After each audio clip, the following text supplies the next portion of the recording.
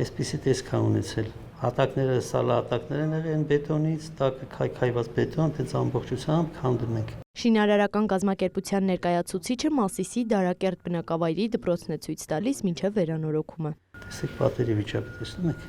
քայքայված, էրոզիայի ենթարկված են ամբողջությամբ պատերը։ Այս դպրոցը վերանորոգվում է 300 դպրոց 500 մանկապարտեզ ծրագրով։ Դպրոցը հիմնանորոգումից հետո կունենա լաբորատոր ու համակարգչային դասարաններ։ Ֆուտբոլի դաշտն էլ է զրոյից կառուցվում շուրջ 840 քառակուսի մետր մակերեսով։ Լինելու է նաև մարզահրապարակ։ Շատ լավ պայմաններում են երեխաները սովորել։ Այս պահին էլ վազելով գալիս են տեսնեն դպրոցում ինչ են անում, ոնց են անում, շինարարության ընթացքին հետևում են։ Այդպես։ Դպրոցից բացի 2023 թվականից Դարակերտում սուբվենցիոն ծրագրով բազում տարաբնույթ աշխատանքներ են իրականացվում։ Վերջին 3 տարում սուբվենցիոն տարբեր ծրագրերով ու տարբեր ծավալներով գյուղը գազիֆիկացվել է, կառուցվել է լուսավորության, ջրամատակարարման, ոռոգման համակարգ, ասֆալտապատում է իրականացվել։ 26 թվականի սուբվենցիոն ծրագրերից հետո ամբողջ գյուղում գազաֆիկացված կլինի ամբողջ գյուղը, ցերեկային լուսավորությունով կլինի ամբողջ գյուղը, խմելու ջրագծերը ամբողջովին Դարակերտ գյուղը փոխարինված կլինեն, ասֆալտապատ կլինի մոտ 60-ից 65% գյուղի եւ ոռոգման ցանցը ընդհանուր գյուղը փոխարինված կլինի։ Այս պահին նաև գյուղի մանկապարտեզն է ընդլայնվում։ Մանկապարտեզը ավելացնում ենք 1 կցակառույց, 3 խմբանի մանկապարտեզից դառնում է 4 խմբանի մանկապարտեզ եւ հիմնանորոգվում է նախկին շենքը ներսից եւ դրսից։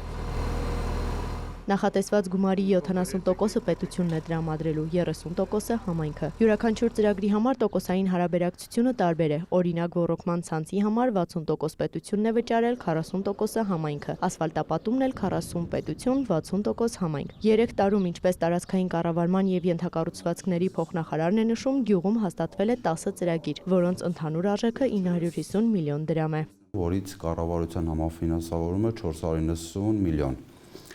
Թվով 10 ծրագրերից ենթածրագրերից 3 արդեն իսկ ավարտված են, 1 ավարտական փուլում է գտնվում կատարվել աշխատանքների շուրջ 95%-ը, եւս 4-ը, որոնք հաստատել են 2025 թվականին նոր են մեկնարկել, 2-ը 15% են հասել շինաշխատանքների, այն մեկը 30-25, այս սկզբնական փուլերում են գտնվում, եւս 2-ը հաստատել են 26 թվականին կայացած միջգերատեսչական հանձնաժողովի կողմից։ Արարատի մարզպետարանի ներկայացուցիչը ընդհանուր համայնքն է դիտարկում, նշում, որ սուբվենցիոն ծրագրեր մի շարք բնակավայրերում են իրականացվում։ Նաև ընդգծում է այս համատեքստում համայնքի խոշորացման կարևորությունը։ Հիմնականում այս գործընթացում փոքր բնակավայրերը գրեթե հնարավորություն չեն ունեցել իրենց ֆինանսական ռեսուրսները ուղղել բուն կապիտալ ծախսերի խոշոր չափերի աշխատանքներ իրականացնելու համար։ Իսկ խոշորացման գործընթացից հետո արդեն ոնց որ գեներացվել են ֆինանսական ռեսուրսները, ավելի մեծ ծրագրեր են կարողանում իրականացնել համայնքներում։ Փոխնախարարն էլ անդրադառնում է սուբվենցիոն ծրագրերին մարզի մասշտաբով։ Ընդհանուր առմամբ սուբվենցիոն ծրագրերով Արարատի մարզում 2018-ից մինչև 26 թվականը իրականացվել է շուրջ 33 միլիարդի սուբվենցիոն ծրագրեր, որոնցից կառավարության համաֆինանսավորումը կազմում է շուրջ 16 միլիարդ է։ Պատասխանատու գերատեսչության պաշտոնյանն նաև ընդգծում է, Հայաստանում գրեթե չկա բնակավայր, որտեղ սուբվենցիոն աշխատանքներ իրականացված չլինեն։ Հիմա որ դուք շրջեք Հայաստանի Հանրապետության համայնքներում եւ համայնքների բնակավայրերում, գյուղական բնակավայրերում, դուք կտեսնեք, որ ամենտեղ շինարարական եռուզեռ է։ Փոխնախարարի գնահատման վերջին տարիներին նաև շինարարության որակն է փոփոխվել։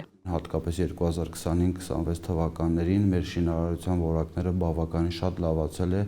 ու նմանատիպ խնդիրներ գրեթե չենք ունենում ու հուսանք